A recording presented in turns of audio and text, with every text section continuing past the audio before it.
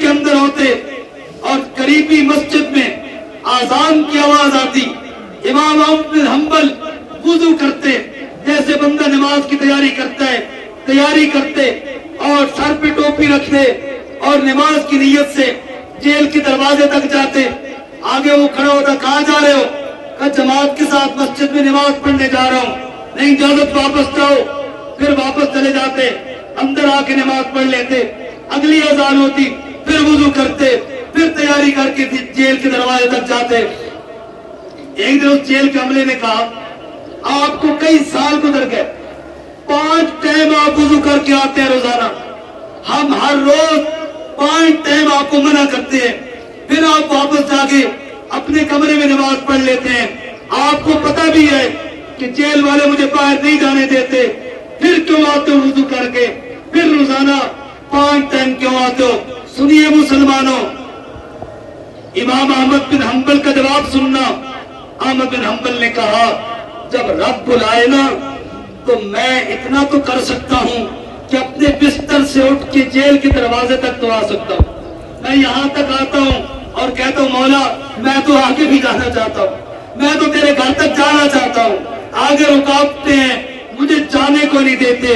اوے مسلمانوں، ایک تو ہمارے حکمران ہیں، ان سے کہتے تم آگے جاؤ، ہم تمہارے ساتھ ہیں، اگر وہ پھر بھی نہیں جاتے اتنا تو ہم کہہ سکتے ہیں نا، یا اللہ میں جتنی آواز اٹھا سکتا تھا میں اتنی آواز اٹھاتا ہوں، میں اپنی مسجد کی ممبر پہ بولتا ہوں، میں اپنے فیس بک اکاؤنٹ پہ بولتا ہوں، میں اپنی مجلس میں بولتا ہوں، جہاں تک میں اٹھ کے کھڑا ہو سکتا ہوں وہاں تک تو میں ہوتا ہوں۔ اے اللہ میں جانا چاہتا ہوں، میں تیرے کعبے پہ لٹنا چاہتا ہوں، میں اقصی پہ قربان ہونا چاہتا ہوں۔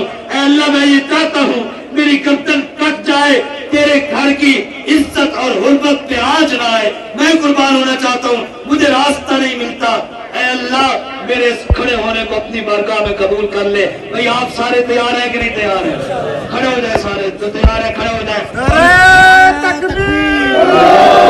الجہاد الجہاد سبیلنا سبیلنا، فلسطینیوں سے رشتہ کیا، لا الہ الا اللہ، فلسطینیوں سے رشتہ کیا، لا الہ الا اللہ، پاکستان کا مطلب کیا، لا الہ الا اللہ، پاکستان کا مطلب کیا، لا الہ الا اللہ، لبیک لبیک اللہم لبیک، لبیک لبیک اللہم لبیک، لبیک لبیک اللہم لبیک، لبیک لبیک اللہم لبیک، لبیک لبیک۔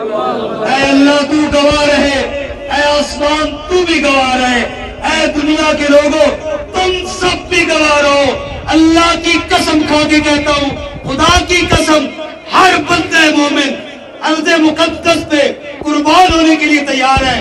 اللہ کی قسم ہمارے بچے یتیم ہو جائیں، ہمارے گھر لٹ جائیں، آپ کا کعبہ بھی آباد رہے، نبی کا شہر مدینہ بھی آباد رہے اور مسجد اقصی بھی محفوظ رہے۔ نعرہ تکبیر، اے ہمارے حکمرانوں، یہ سب مسلمان تم سے مطالبہ کرتے ہیں، اٹھو میدان میں آؤ، آپ نے اقتدار دیا ہے، کل قیامت کے دن کیا منہ دکھاؤ گے اپنے نبی کو بارگاہ الہی میں؟ کیا جواب دو گے؟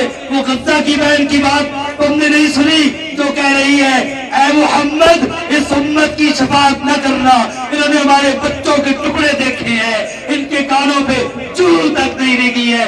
کیا جواب دو گے کل اپنے نبی کو؟ کیا جواب دو گے کل اپنے رب کو جب یہ بچے ٹکڑے رب کے سامنے پیش ہوں گے؟ وَإِذَا الْمَوْءُودَةُ سُئِلَتْ بِأَيِّ ذَنبٍ قُتِلَتْ، جب ان بچوں سے پوچھا جائے گا تمہارا کیا جرم ہے؟ اور مسلمانوں تم کہاں تھے؟